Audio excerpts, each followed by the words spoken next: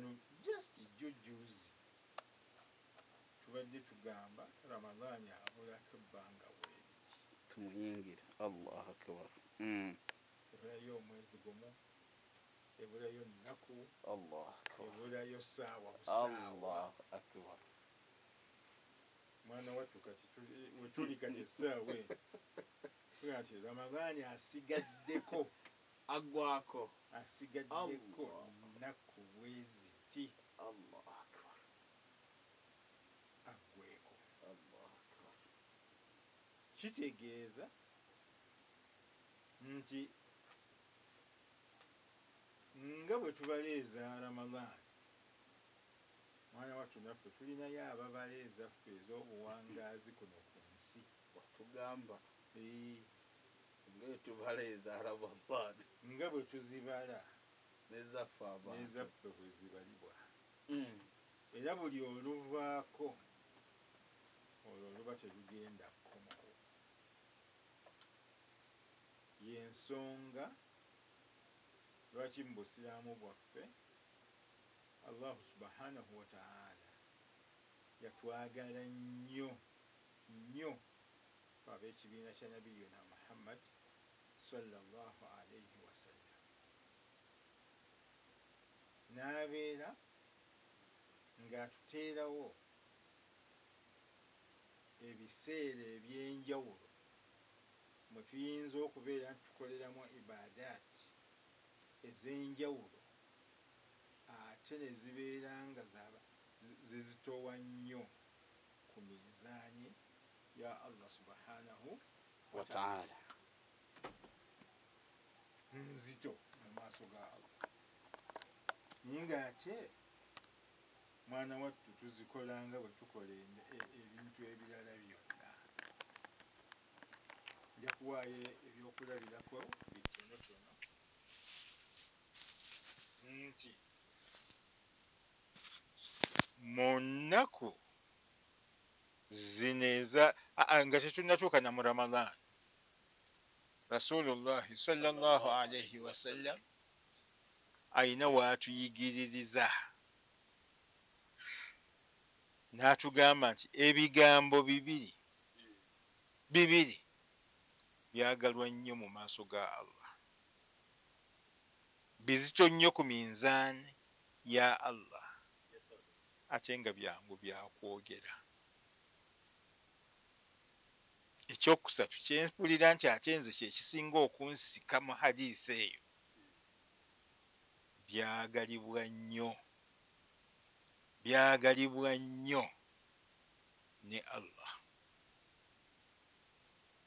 Olira subhanallah wa bihamdihi subhanallahi alazim, bizito ku minzaani ya Allah, abyagala nnyo Allah, ate byangu nnyo byakufulumya ku lulimi. Kati ekyo ekigambo buli lw'okyogera empeera z'okifunamu nnene nnyo, ziyinza n'okubeera nti ziva ku nsi kuno okutuuka ku ggulu erisooka, just kwogera kigambo ekyo. Ekyo kati kitegeeza buli lw'okyogera eddaala eriryo nga lirinnya.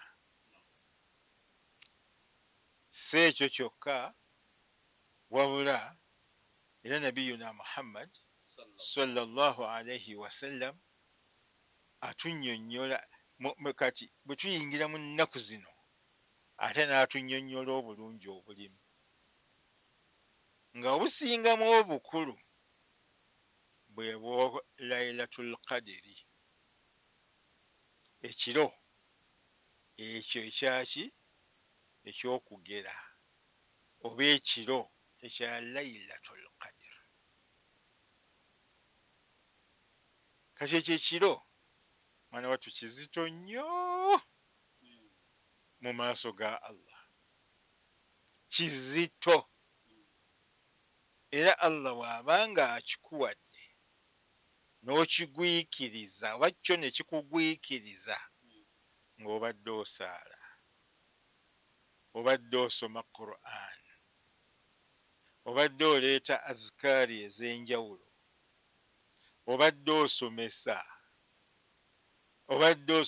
Quran, osomesa hadisi za Rasulullahi sallallahu alaihi wasallam, obadde nobeera nti mu kiro ekyo n'osaddaakiramu n'ebirala ebifaanaganako bwe bityo. Olira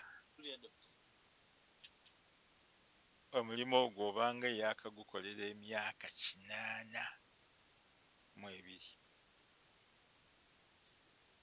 just kiro kimu, ekyo kikulaga nti fe abamulembe gwa Nabbi sallallahu alaihi wasallam wadde tuwangaala akaseera katono naye ate tulina chances nnyingi nnyo ezitusobozesa okuvuganya n'abo abaatusookawo abawangaala emyaka ne gituuka mu 1000. Njagala ojjukire omukyala gwe twasomesaako wano eyafiirwa omwana we, abamu bagamba nti yali ku mulembe gwa Nuuhu, bagamba nti yali ku mulembe gwa Musa alayhi salaam. N'afiirwa omwana n'atandika okukaaba biki, bamubuuza nti omwana ye abadde yenkana ki? Abadde alina emyaka 200 byokka. Subhanallah, 200 fe waffe wano tewaliwo asobola biweza, tewaliwo asobola bikola ki kubiweza. Naye yaga nti adde afudde akyali muto, adde alina emyaka 200. Kati nze naawe abawangaala 6 twandibadde tuvuganya tutya n'abasajja abo abaakola emirimu emirungi ng'ate bawangaala nnyo? Kati bwe tufunayo buchances obufanaganako ng'obwo, okubeera nti osobola okubeera nti ofuna ekiro kya Laylatul Qadr n'obeera ng'oyimiridde osaala, otendereza Allah subhanahu wa ta'ala, okola adhkaari ez'enjawulo, osoma Quran, okola bwe kikusangizaawo bwe kityo n'obeera nti ofunye ibaada ya myaka 80.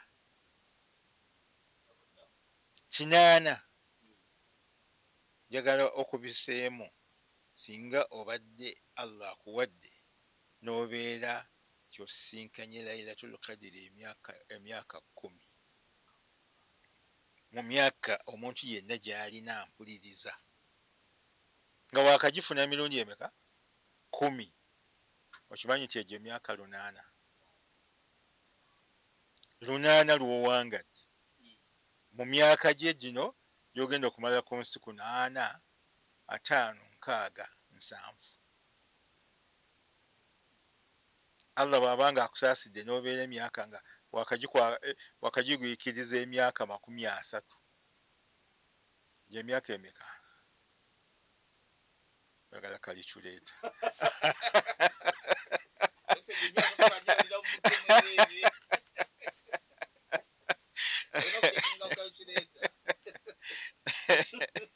Weweze bwaffe bwe tufunyeemu ennaku zino.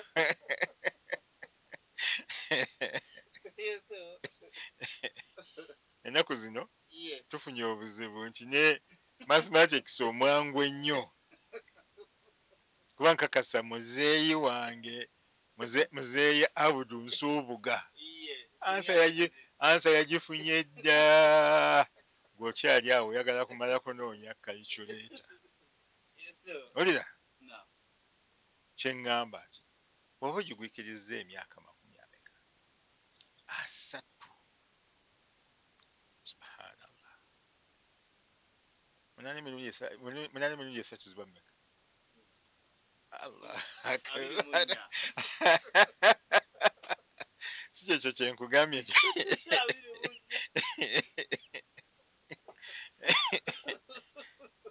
ab'ebimunya wali nno oli mu 2024 olede egyo myaka. Kiba kitegeeza ki? Kitegeeza nti buli muntu yenna yandibadde afaayo nga bwe kisoboka mu nnaku zino 10 okulaba nti bwe ziba ziyingiddewo otule otwesonyiwa. Otule otukola ki? Otwesonyiwa. Ne weebakako katono naye n'okola emirimu mingi nnyo naddala egy'okuyimirira ekiro ekyo oba oli awo n'ofuna ekiro kya Laylatul Qadr. Okubeera nti osobola okuvuganya ne bali abaatusookawo ate osobola okubeera nti obasooka n'okuyingira ejjana. Nolwekyo okwerekereza otulo kankozeseko n'akanyeeyo akwerekereza ku tulo mu nnaku zino 10 ezisembayo mulimo gw'amaanyi nnyo oguyinza okuyingiza ejjana. Mu lulimi luli olulala tugamba itikaafu. Kubeera muki? Mu itikaafu. Nabiyuna Muhammad sallallahu alayhi wasallam ye yabeeranga mu itikaafu emyaka gye yamala e Madiina ng'amaze okulaalikibwako okusiiba. Njagala okijjukire okusiiba kulaalikibwa mu mwaka gwakumeka? Gwakubiri oluvannyuma lwa hijira. Kitegeeza yamala emyaka 8 ng'akola itikaafu. Myaka emeka? 8. Nga buli omwezi guno ennaku zino lwe ziyingirawo ng'agenda mu itikaafu, ng'agenda mu itikaafu, ng'agenda mu itikaafu. N'abantu be abawaka ng'abakubiriza okubeera nti bongeramu mu ibaada ze bakola ki? Ze bakola. Era Nabiyuna Muhammad sallallahu alaihi wasallam mu myaka egyo 8 yamisinga